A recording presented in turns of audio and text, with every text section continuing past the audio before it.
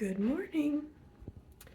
It is the 14th of December, which means it's the 14th day of Vlogmas. And it is also my mother's birthday, so if you're watching this, happy birthday. I'm sure we'll have already had a chat or your chat is coming. Today I am going to show you my tea advent calendar, but if you tuned in yesterday, we opened all the advent calendars together, so you already know what we pulled out of each one of those. So we're halfway through the month, which means we are almost to Christmas, which is really great. And yeah, so let's check it out. Okay, number 14, found it right away. It's been easier to find them now that we have so many that are open. Ugh, another green tea. Mulled apple green tea. Okay, well, let's see how this tastes.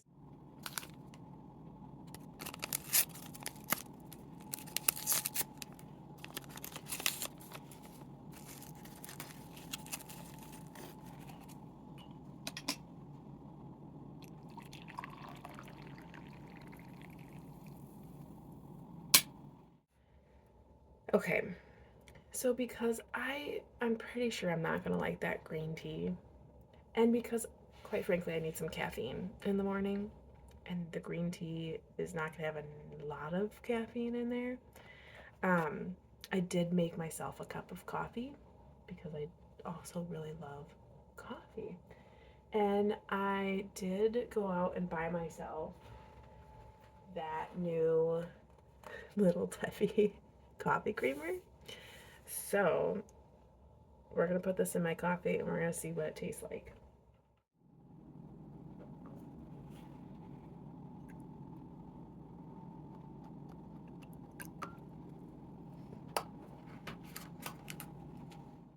Okay, so here it goes. It smells like coffee and creamer. I mean, no real mystery there.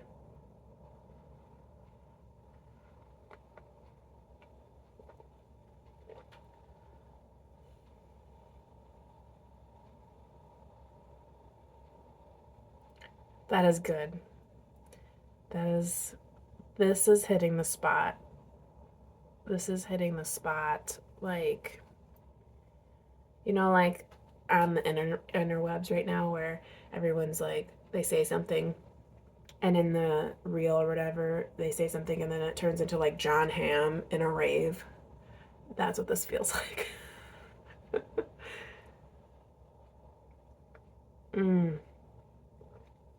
Yes, ma'am. Okay, so does it taste like the cakes? Yes, but it also tastes like coffee.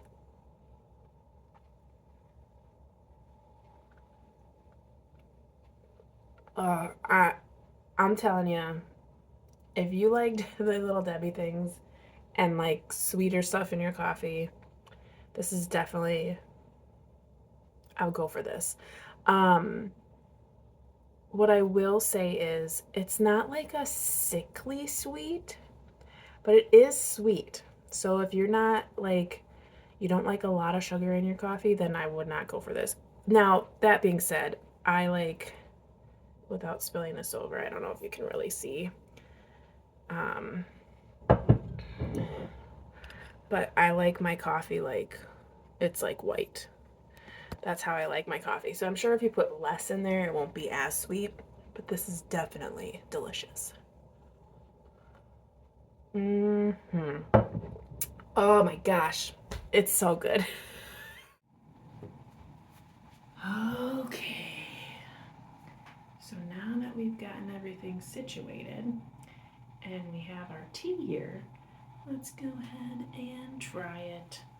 So again, this is like a mulled apple green tea.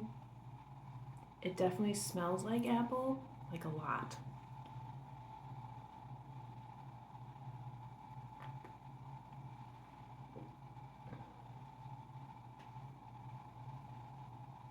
Nope. I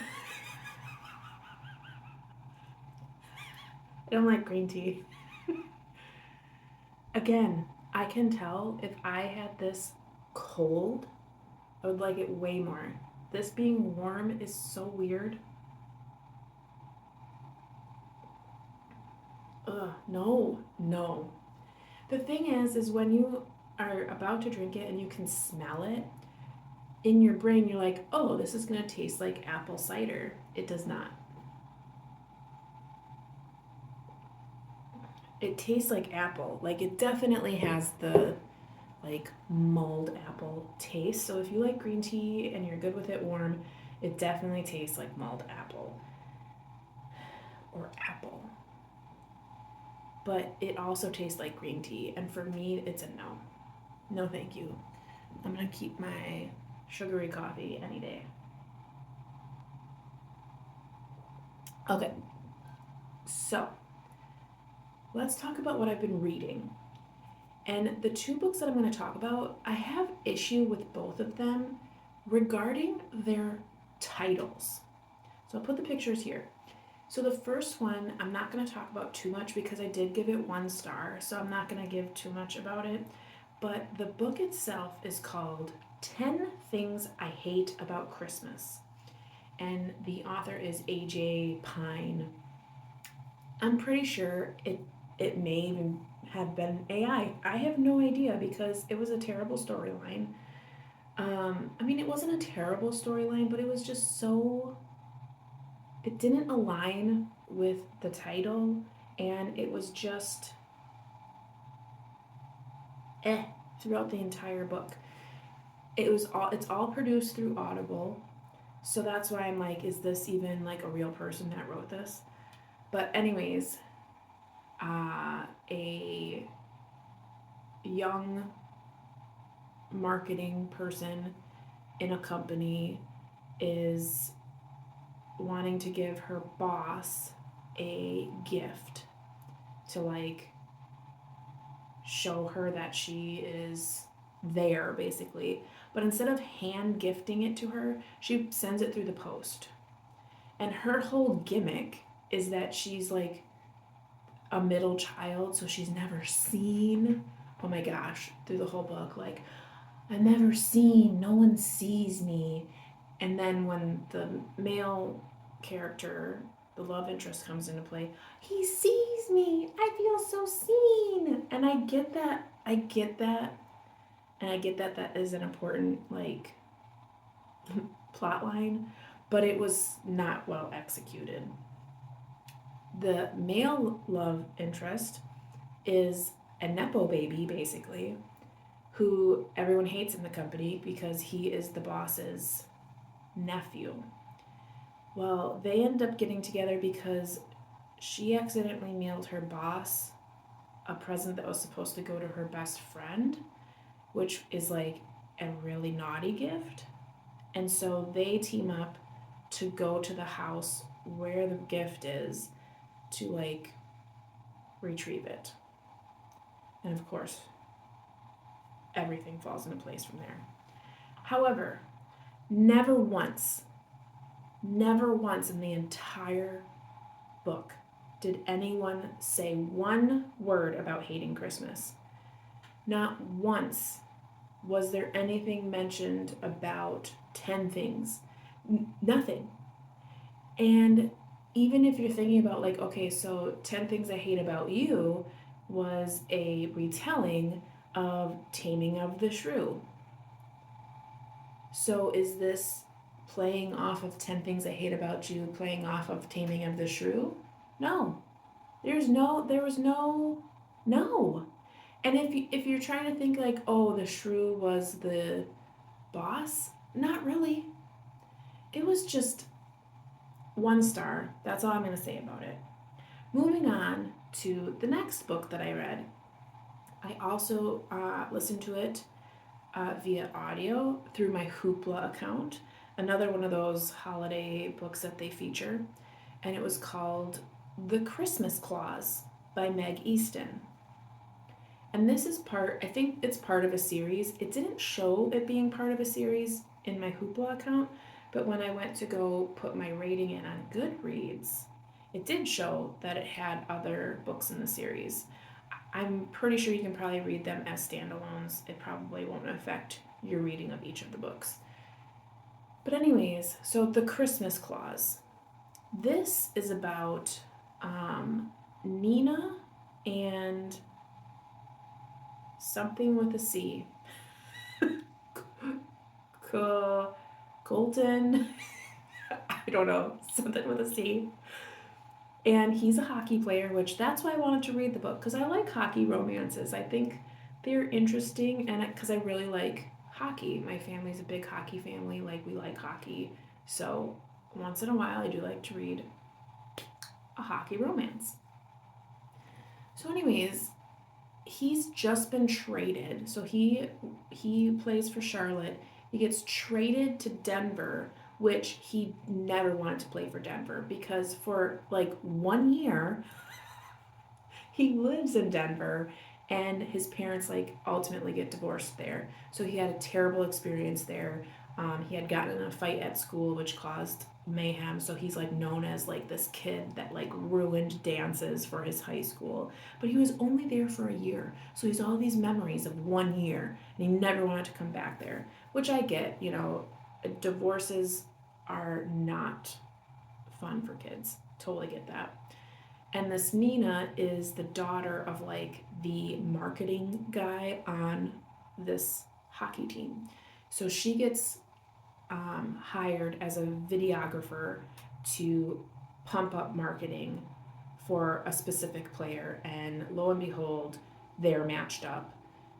In high school, there was this big fight, and like it ultimately doused her in fruit punch. Anywho, and I don't know about you, I have never been to a school dance where there are refreshments.